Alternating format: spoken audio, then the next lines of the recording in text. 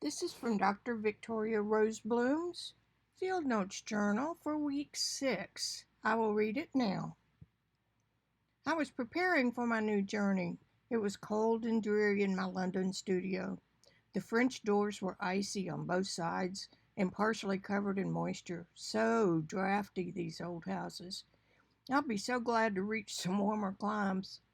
A sudden sleepiness found me at the door watching damp leaves fall. All colors, green, orange, yellow, and red. Deciding to collect a few before they were gone, I stepped out my door for a brief minute. As I shuffled across the garden path, I noticed a leaf that was wet, flattened against the smooth surface of a light-colored paving stone. Picking it up on a whim, I noticed it had monoprinted itself onto the stone. It was the same color as the leaf, so I ran for my sketchbook to capture the print. I had no idea how long the print on the stone would last, but I knew I would document it in my new Field Notes journal. Journals, as you know, aren't just for a specific reason. Mine might contain sketches, museum stubs, addresses, a napkin from a delightful street-side restaurant in Paris where I enjoyed a fresh croissant. On the next page, you might discover the wing of an insect forever encapsulated in a slide. I challenge you to see if you can create your own leaf monoprint on some surface, concrete, jelly plate, or journal page. I'd love to see what you create.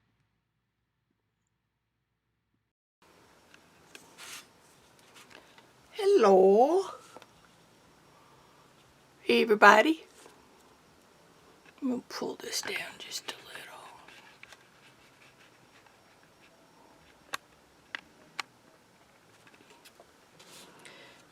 I took a picture a long time ago of a leaf that laid on the concrete on the patio, and the color leached through to the concrete. I guess it's the tannin or something. I don't know, but it was a perfect leaf, so I had to take a picture of it. And it is, let me see if I can pull up the picture. This is it. And those, I don't know if you can see them or not, but there's the grain in the concrete going diagonally this way. So I just thought y'all might like to sit by and see what I can come up with. I wet the first side already.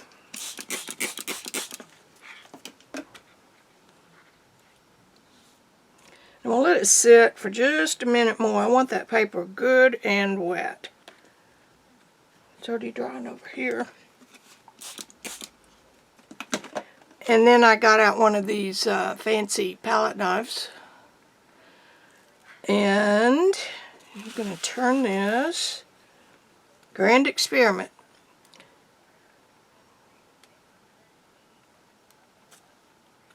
Let's see, let's go from here.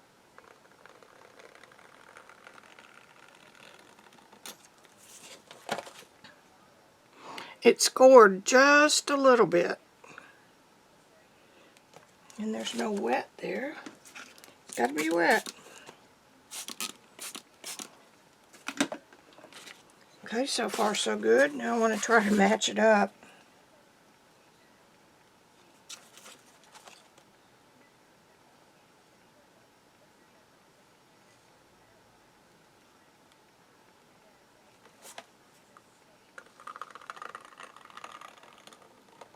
Medium pressure.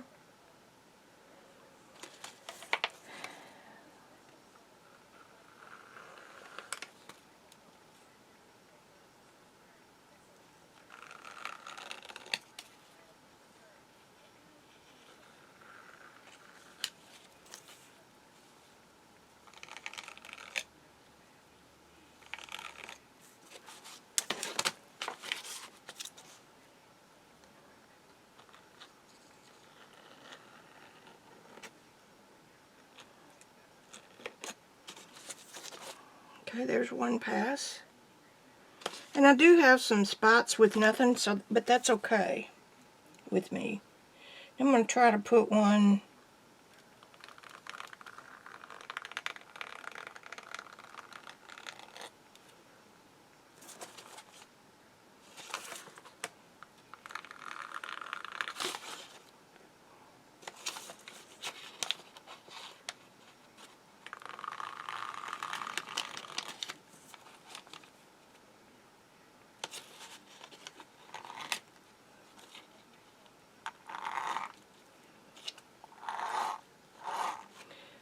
Gave up on that. It does not have to be even.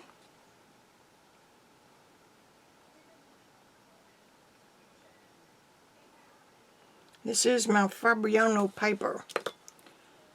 And it just goes in one direction. Some are light, some are dark.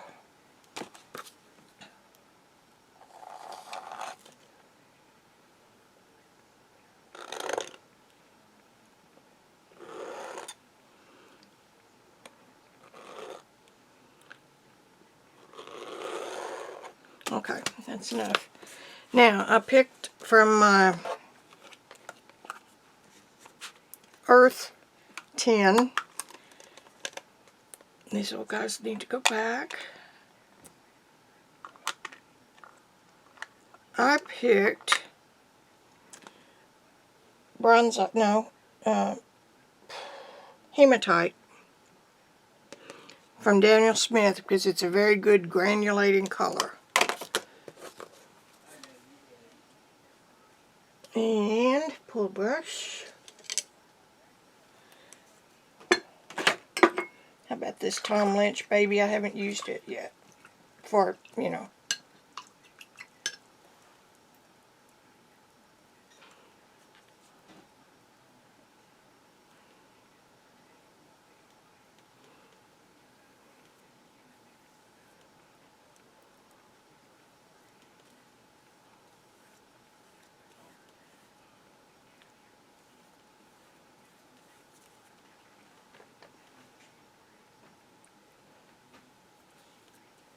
I got a lot of water.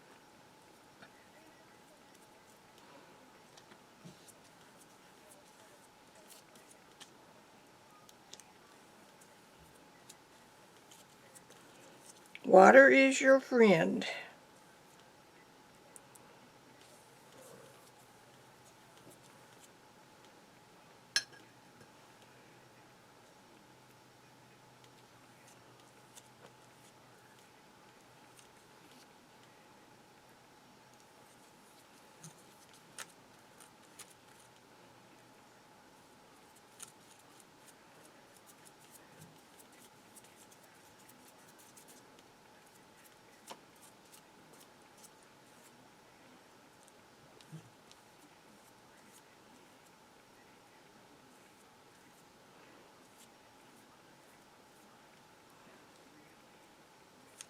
I'm really not using enough of it to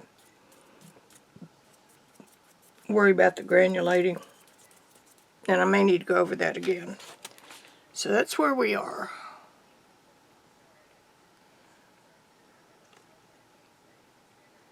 There you can kind of see it. And I normally let things dry, but I'm going to dry this.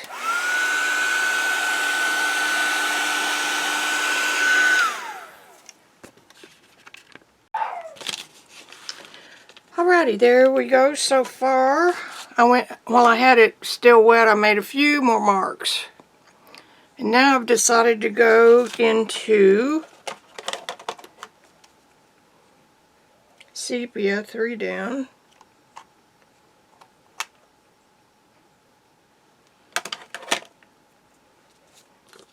Because it's a little grayer, a little cooler.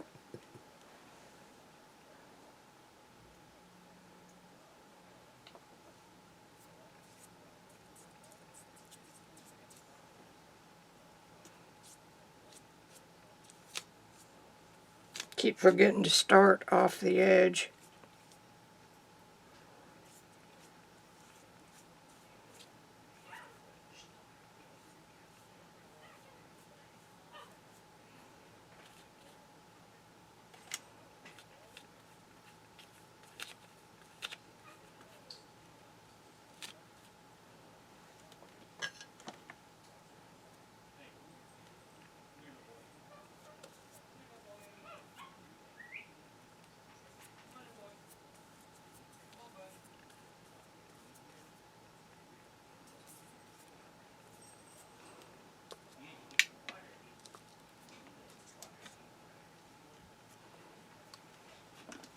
Spray a little water on it.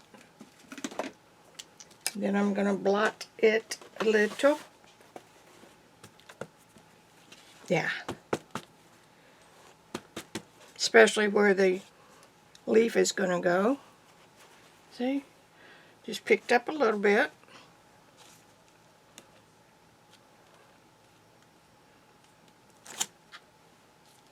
Going to dry it again. I'll be back. Okie dokie. I'm back with a cooler gray yet. This is Davy's gray.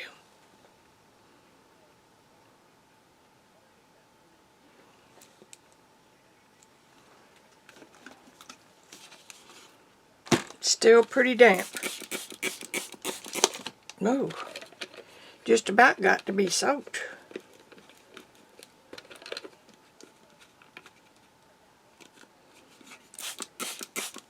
Makes a difference.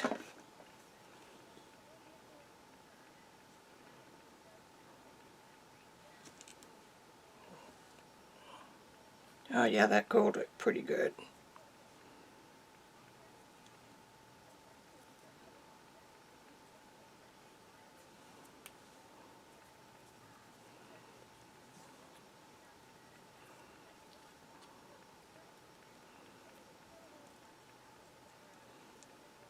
I'm not going to coat the whole thing, just... This is why I don't care for pans, but it's a good way. Pans are a good way if you don't use them on your standard palette. It just takes a while for them to get wet.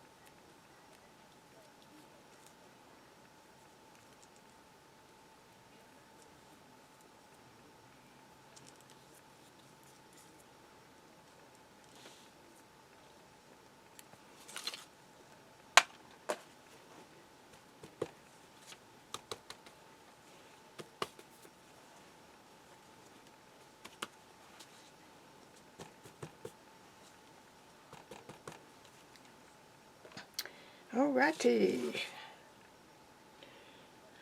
See the little peel marks where the paper was scored? And then look on the picture.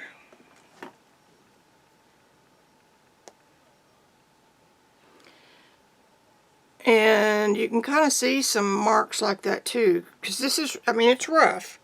Rough texture. So I think I'm just going to leave those on there. Okay. We'll be back to this baby next filming. I'll see you on this side. Alrighty, we are dry.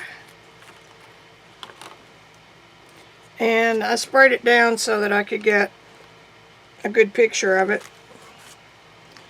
And then I don't think you can see it, in a red watercolor pencil in Arteza, I drew the outline of the leaf. And this is one of those inanimate items that I tell you about all the time where, you know, almost anything's going to look like a maple leaf. But what I did was I kind of decided where I wanted the tip of it. It actually could have been down a little bit, but that's okay. And then I drew the stem and then just kind of drew what they are in relation to each other. Red is just a good color for most anything because it'll disappear anyway. So I'm going to try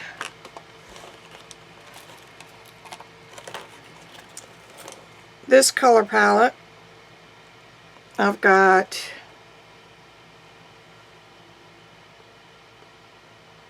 Hematite Violet, which is one of the colors I used there. I've got M-Gram Yellow Ochre, and I've got Daniel Smith Indian Red. I tried a few other colors, but they're very similar. I might do a little bit of this dark gold.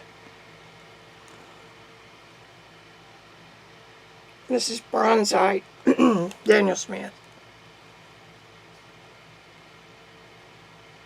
That's a little bit browner than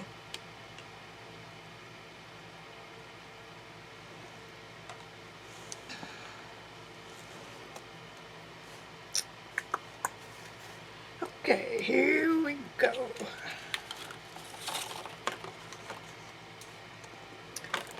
I'm going to do this a la Jean Haynes. I say that with a laugh. My paper is a little bit damp, which is cool. And I need to get some more liquid.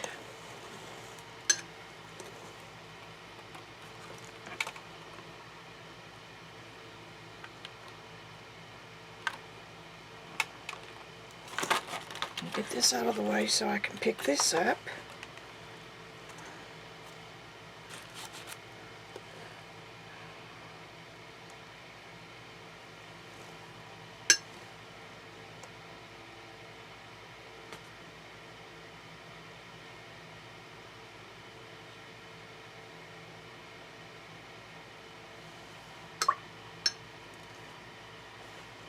The point here is to just mix a few colors that are kind of fallish.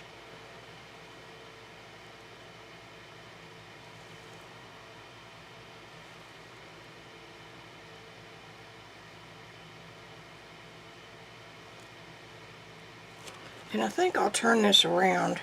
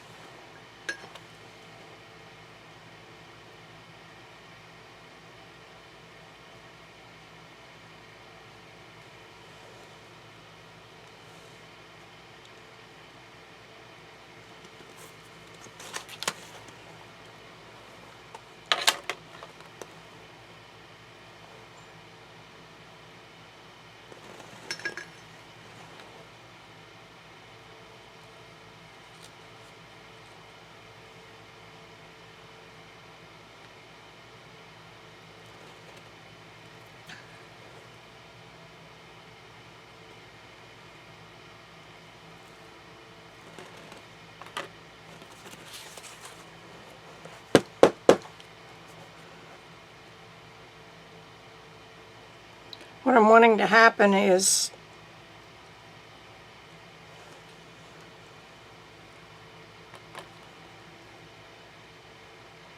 I want some movement between the colors.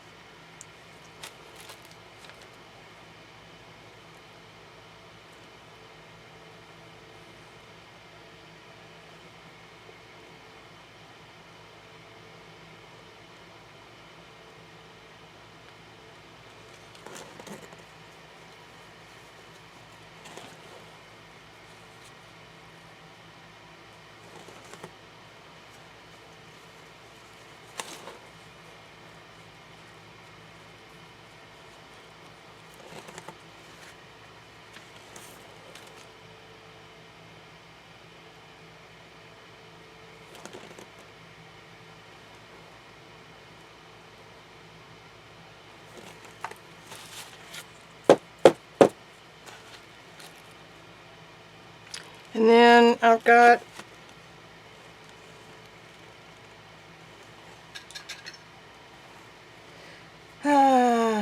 woad.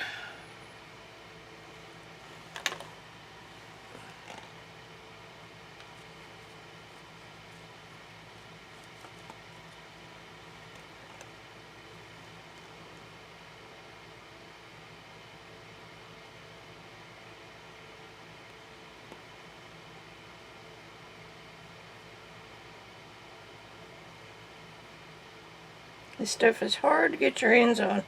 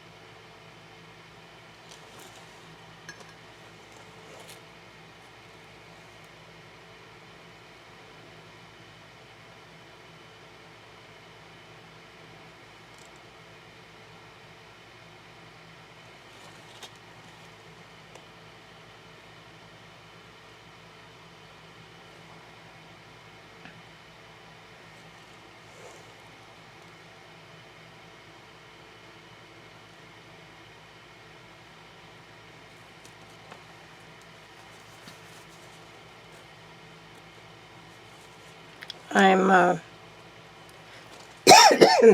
just fixing a few fixing. I mean, this is such a loose way of painting.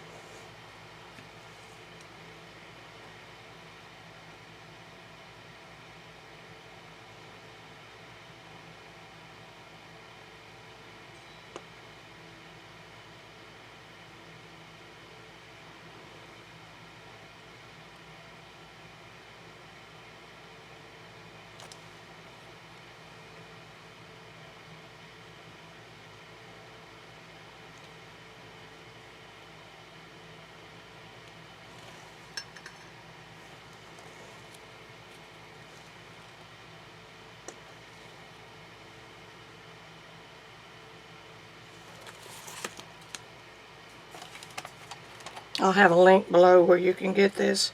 Woad is basically, it was used for a dye, as a dye. It's W-O-A-D. It's also known as French blue.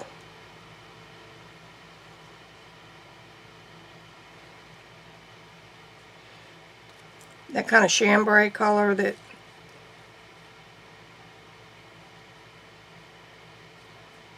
I just covered over that. Bigger than Dallas.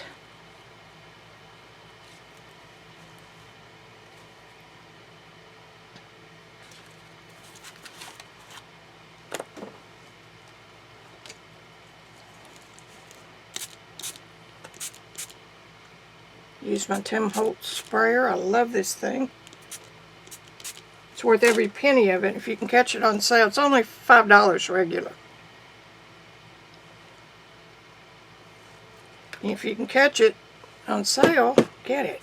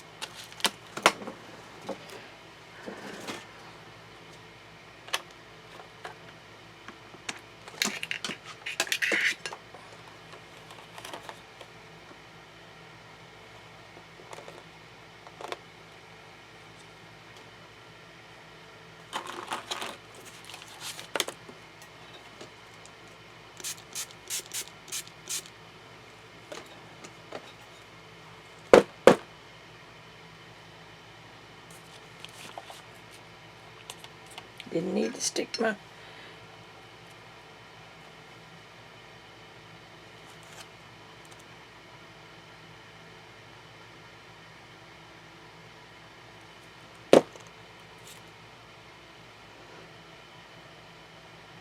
I'm making some drippies now with the wood.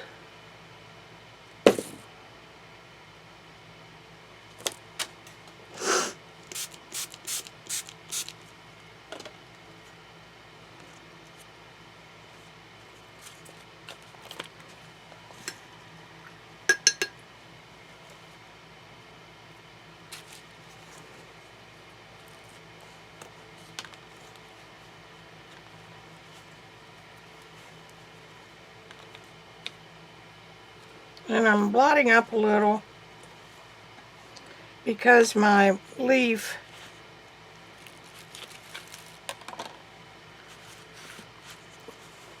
in the picture, my background is lighter than the leaf, so let's see what we can do here. I'm using Nizabi, cat tongue,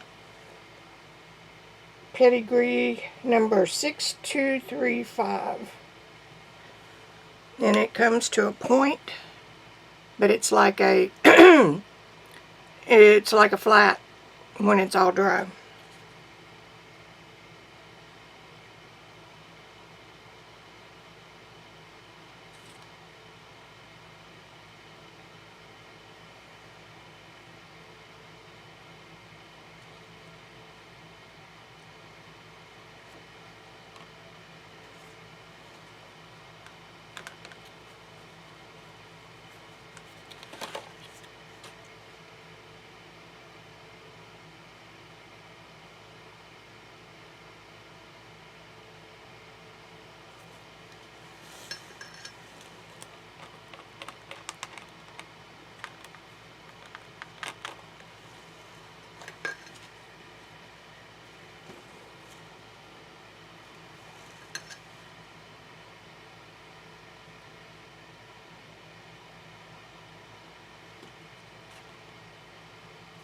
Too bad.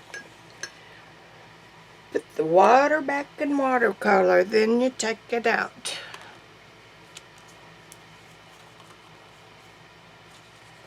The lime and the coconut.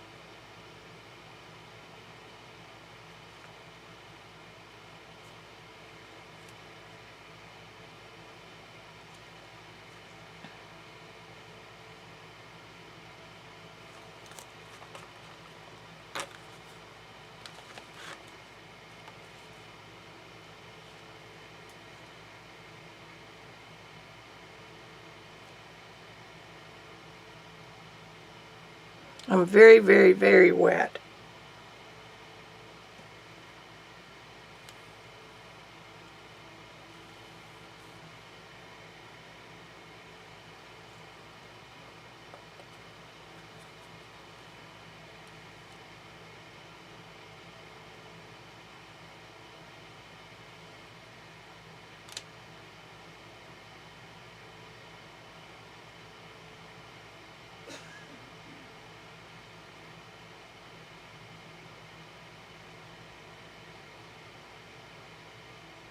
Saw something the other day on John Singer Sargent. And of course, everybody these days thinks that it has to be 100% watercolor, and usually transparent watercolor. But he broke the mold.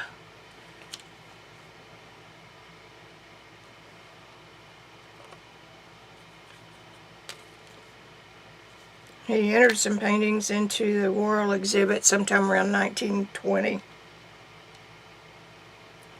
and was happy as a clam. They were too, until they found out that he had broken every so-called rule of the British Watercolor Society. And they are very much sticklers for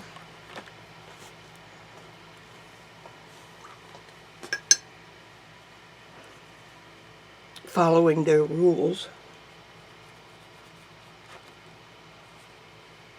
Doesn't look like a leaf much yet.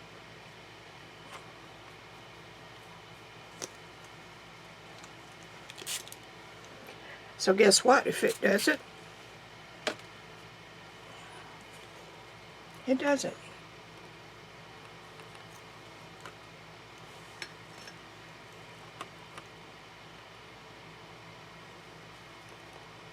The main thing is to slow down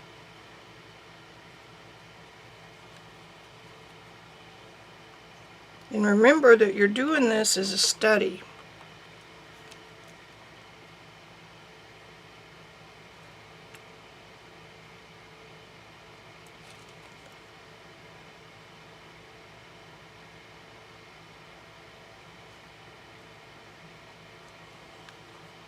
You're doing this to have fun. You don't ever have to show it to anybody.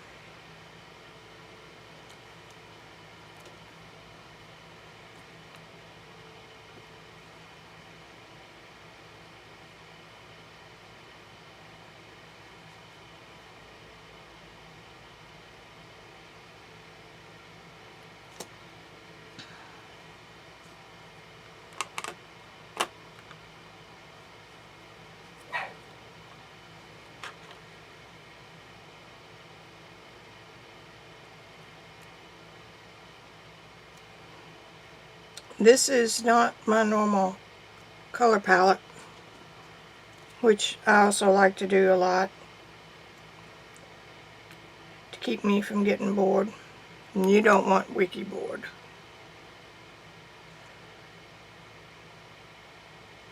It's not a pretty sight.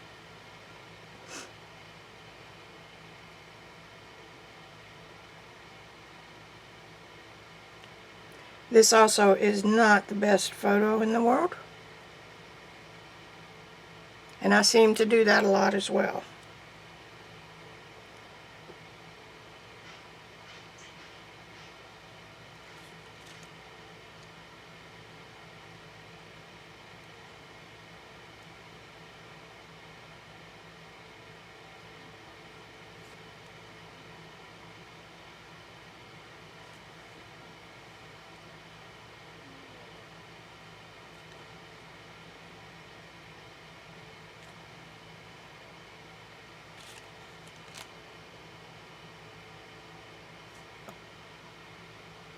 Anyway, Sergeant just did whatever he wanted to do and be damned with the rules.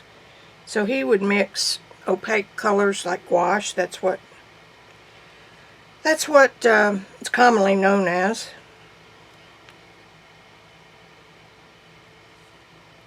And white whenever he felt like he needed it. Alright, now what are we going to do?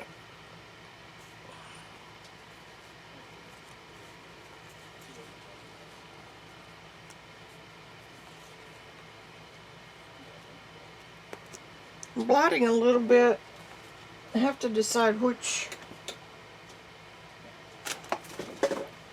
direction I want my light. Looking for a clean towel.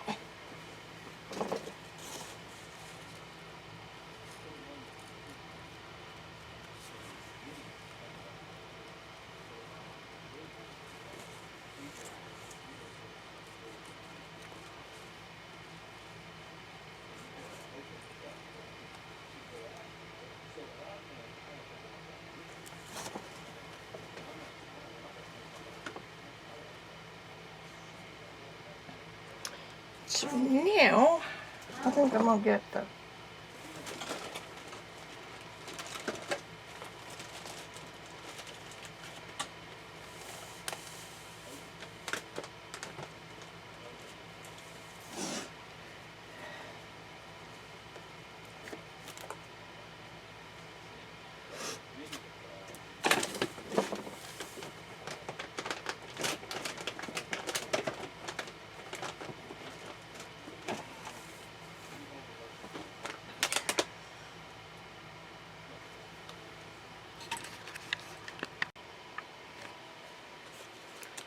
Alrighty, I said while we were gone, or y'all were gone, that I'm going to paint like John Singer Sargent. I'm just going to paint and make it look good. And this has been closed up now for a long time with press and seal. I have not opened it or put more water in it. And it looks like it's still good to go. Now then,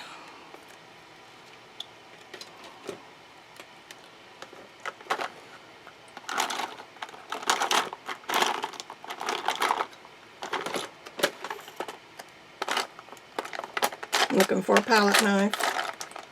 Not a soft pastel one either.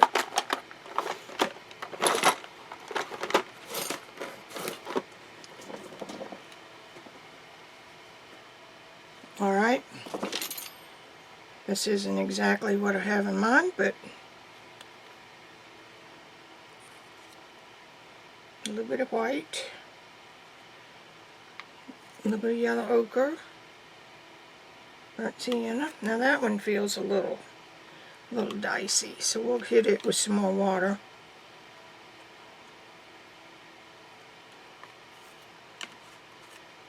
And some mellow.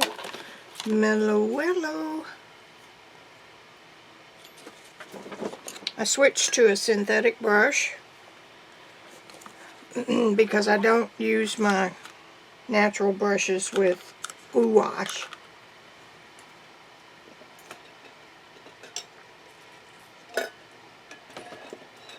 Gouache is the same as watercolor, except that when the pigments are milled, that's a good color right there. When the pigments, the stones and stuff, are milled, they are milled bigger.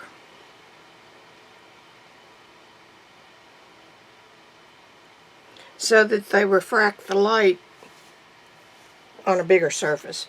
So the light comes in, bam, bam, bam, and it's going to hit a big chunk of pigment faster than it's going to hit the end of my thumb like watercolor and bounce back. So that's also what makes it opaque. And we're going to go in with this.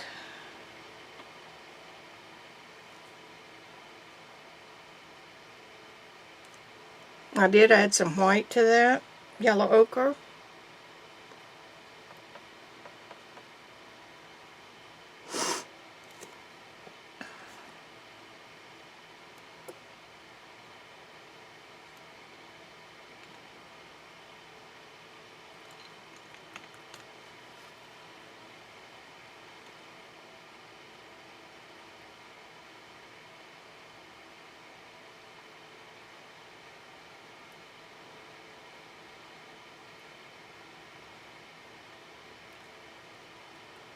Because you know what? This is a piece of paper.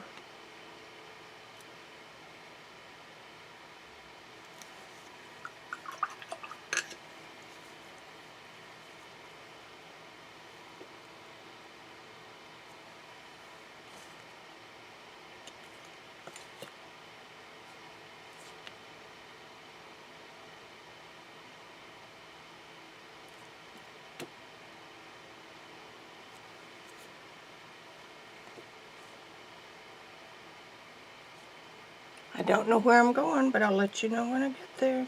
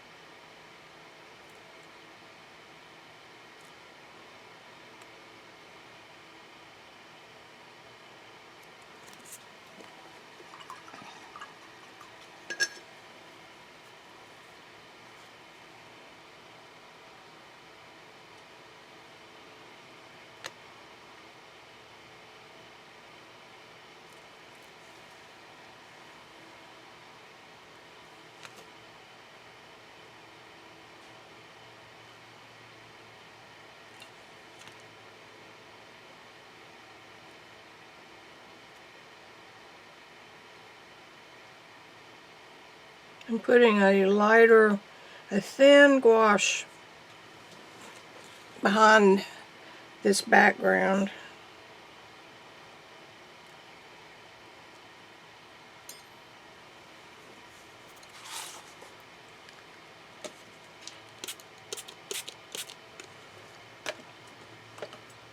Watch your hard edges.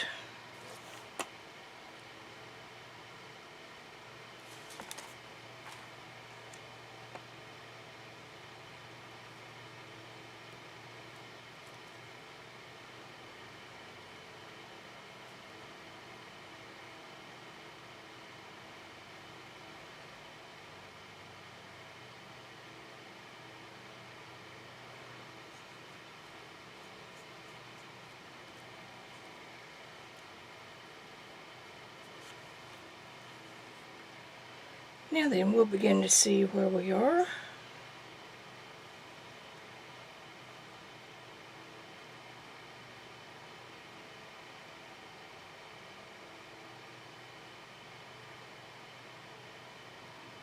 I am reverse painting. That's the fancy name for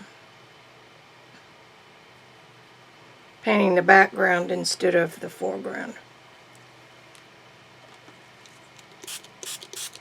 This is also why you use good paper, because your cellulose brands don't usually re-wet real well, and nor can you manipulate them, you know, get them wet and then back and then scrape. And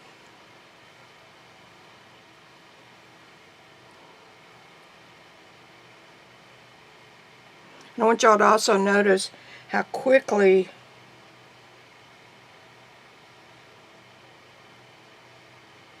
the gouache re-wet. That's been in that palette for quite a while.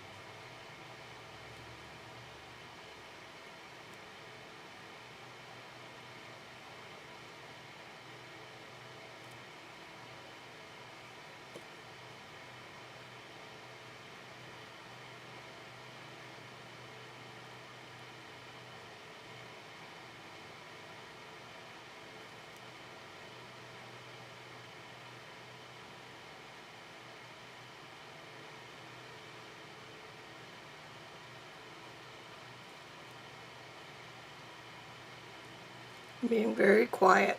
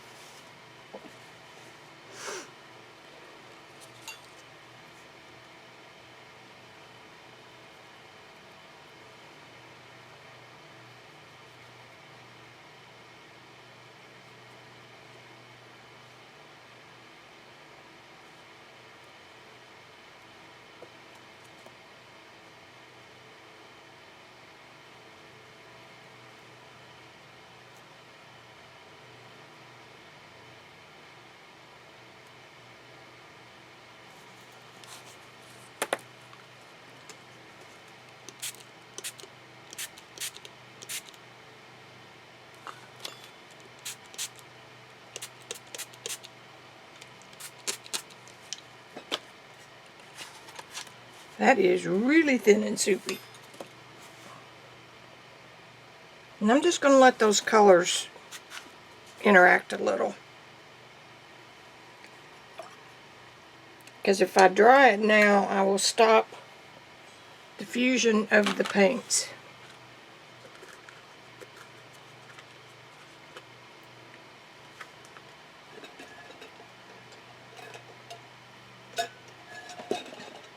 Take this last peel.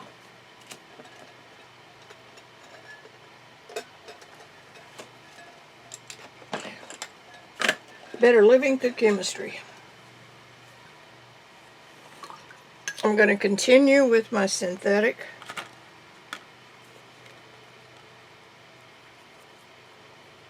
I'm going to be a little more aggressive in the pans.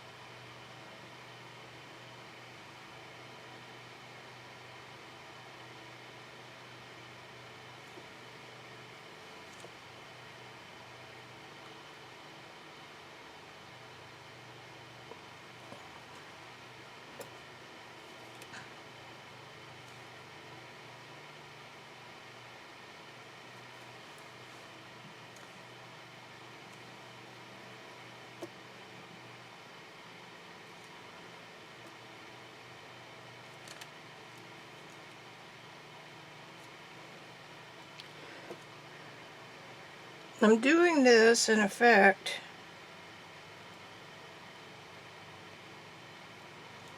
to get some more color in the leaf area so that it will really look like the leaf is just planted on there.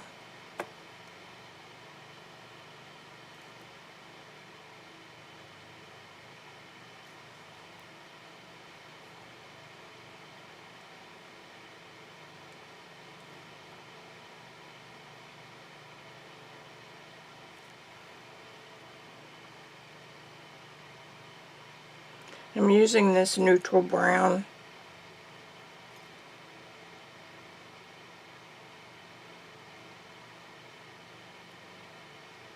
The paint will continue to move.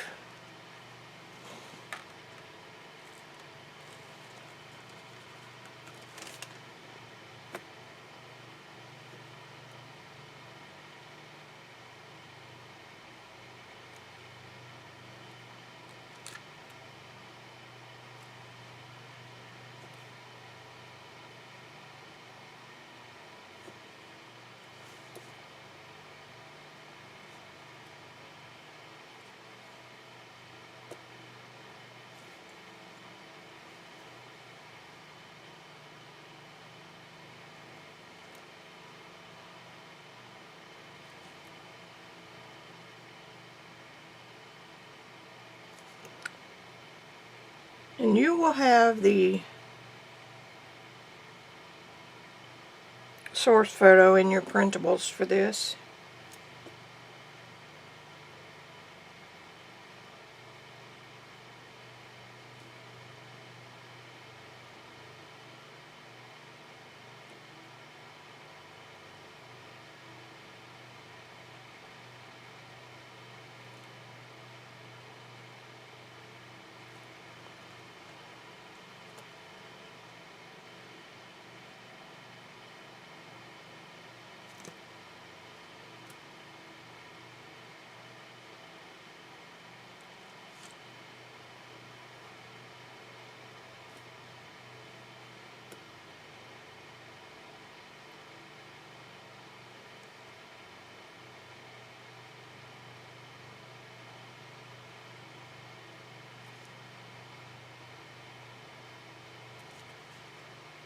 All right.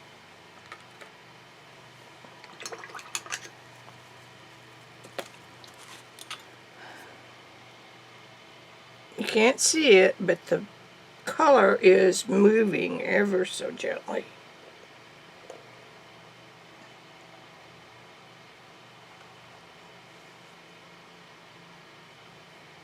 We may end up with a painting yet.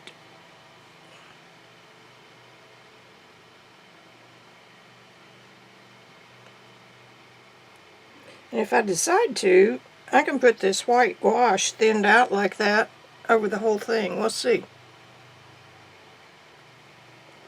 Seeing what it's doing. Little spider webby.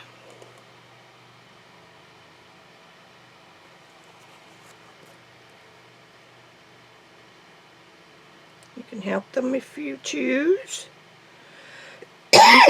Excuse me. I'm pretty happy with that right now. So I'm going to dry it. I'll be right back. Alright, I'm still pretty damp, but it's not puddled. The surface is shiny a little bit, but not totally running. So now then,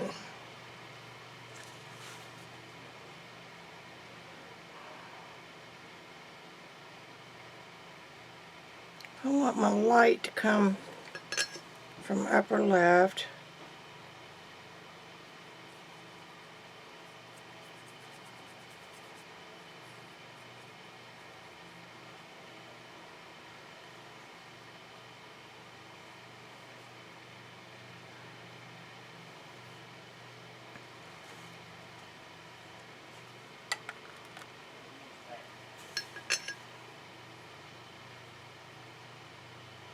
I'm getting some more of the hematite violet.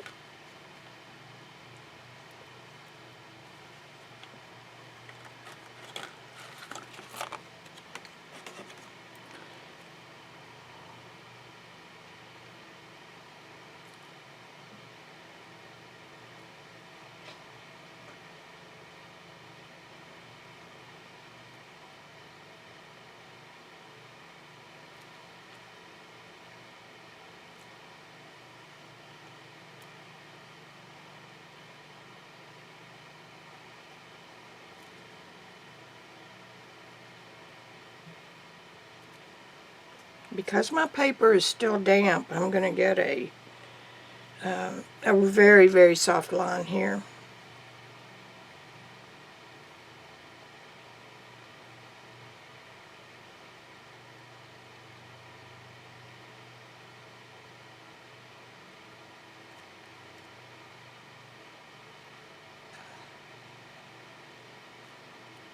And I don't want to outline it.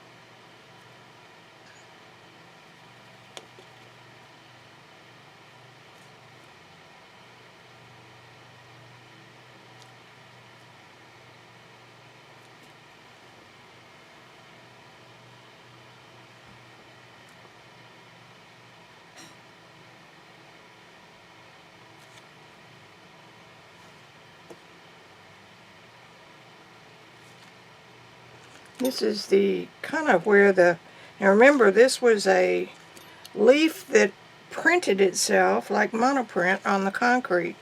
And when the leaf finally went away, this was left. So this is kind of where it didn't print.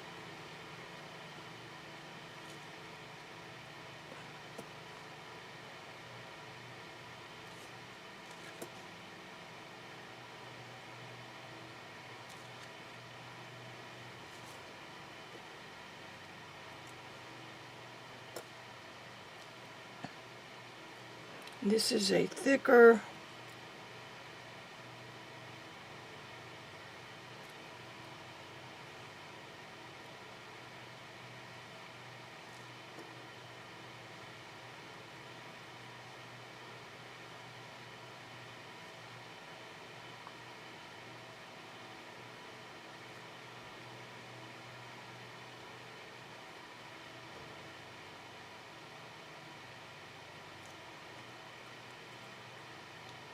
This will dry lighter just like watercolor does.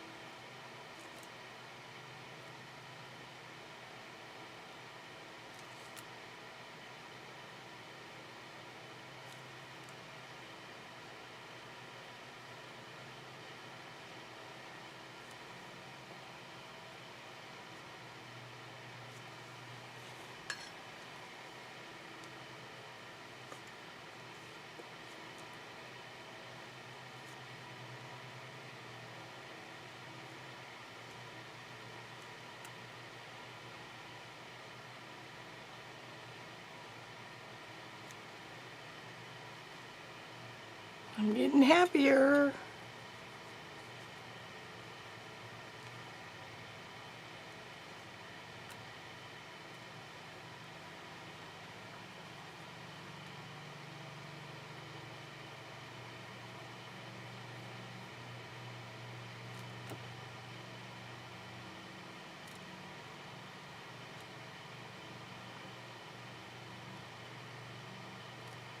I'm sorry I'm so quiet, but when I'm trying to paint halfway serious,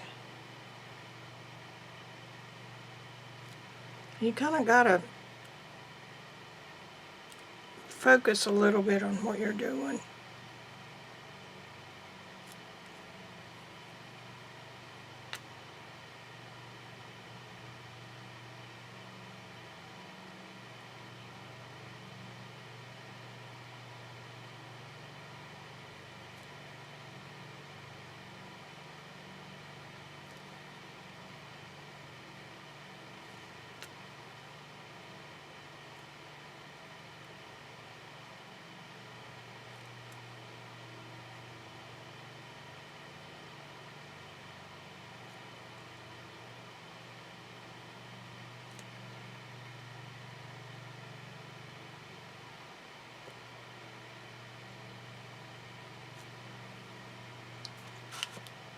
We're making progress. Can y'all feel it?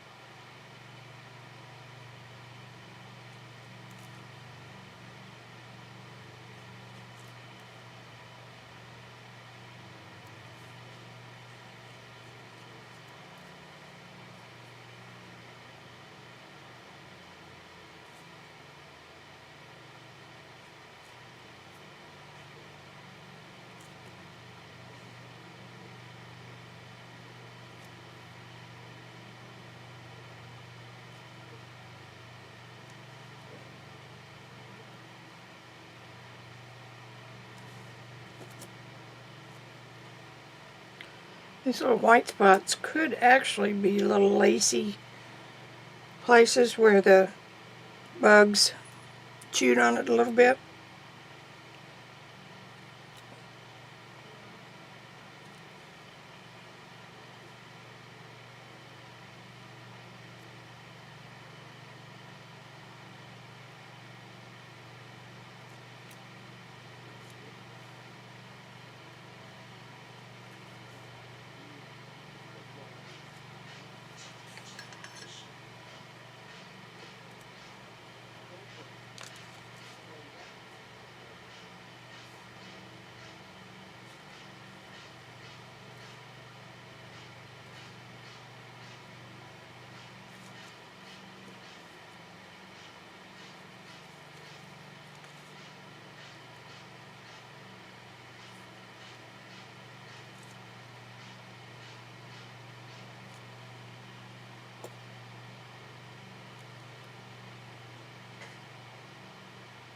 I love colors that are left on the palette.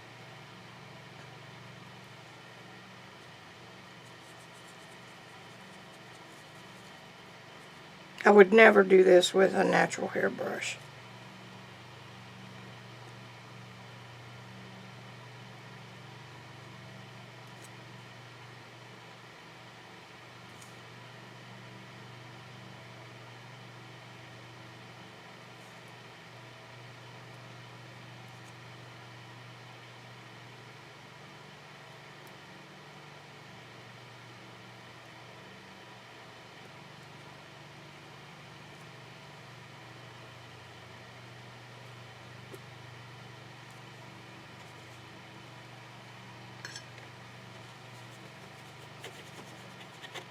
Going back to my watercolor.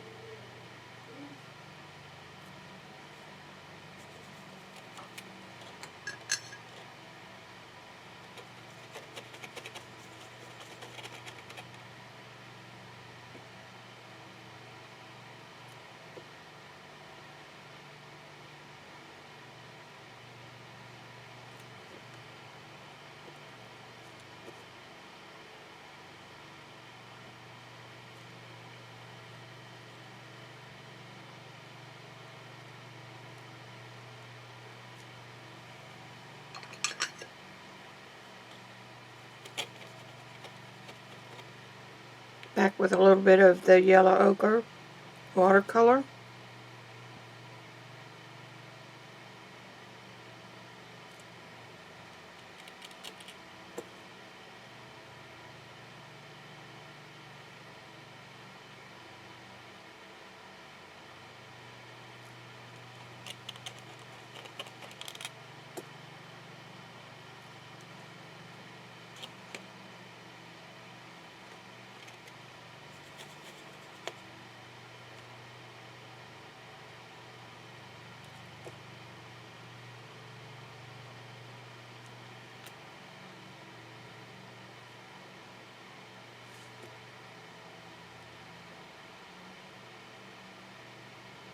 A little veining.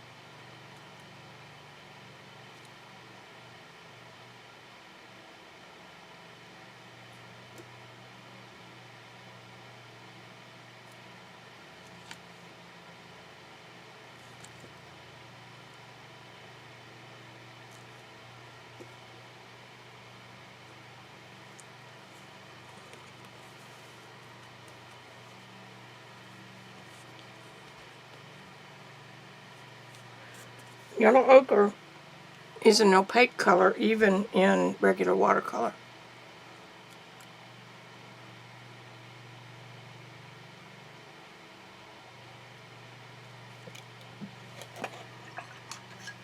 And you can make it less opaque. What I wanted it for in this case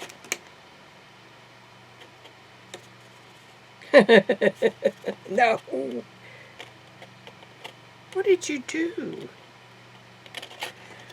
I'm busy wetting up these paints. No, I just used them, I guess. That's weird.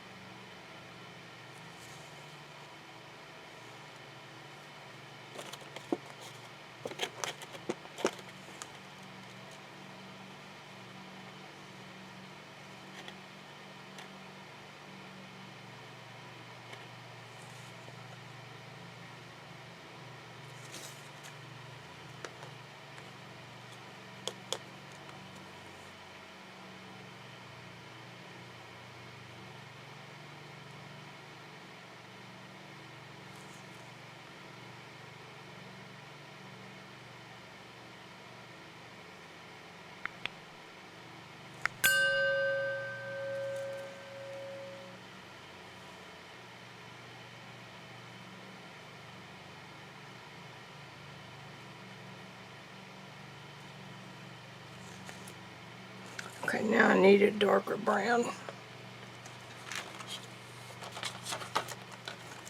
And we've got plenty to choose from.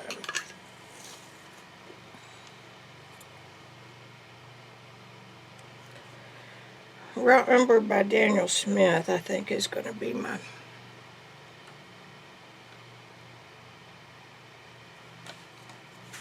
solution.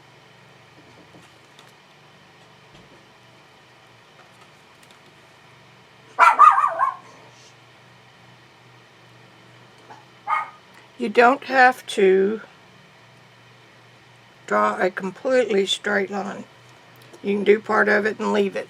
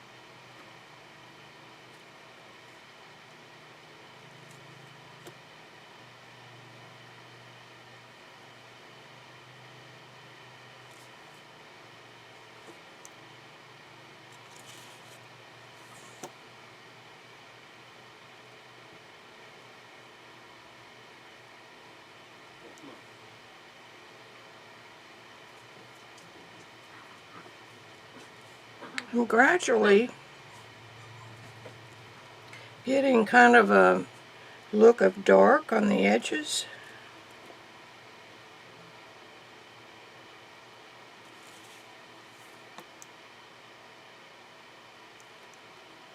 And because the paper is so wet, it's taking it and then just kind of bleeding it into the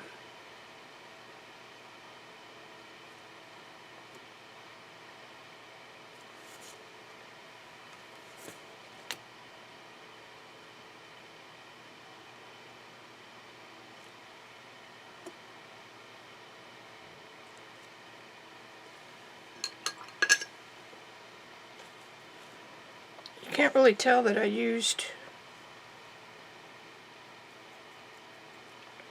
the woad.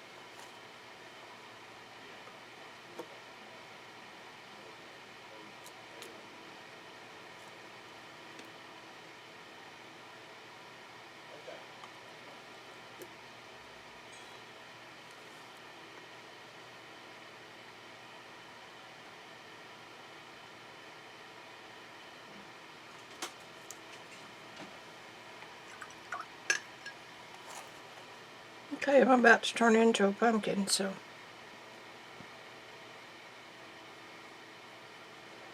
I didn't want those lines showing so strong.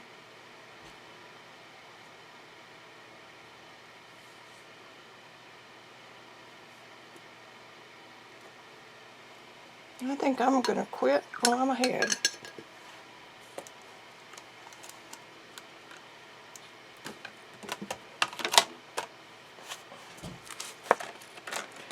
It will really show us what it's going to be when it's totally dry. And I'm going to let it dry by itself. So we'll be back. Alrighty, here is what we look like dry.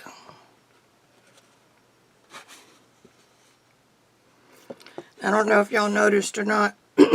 Probably didn't. I knew it and promptly forgot it. The lines in the concrete were going this way, opposite the direction of the leaf. So pay attention to little things like that. It matters.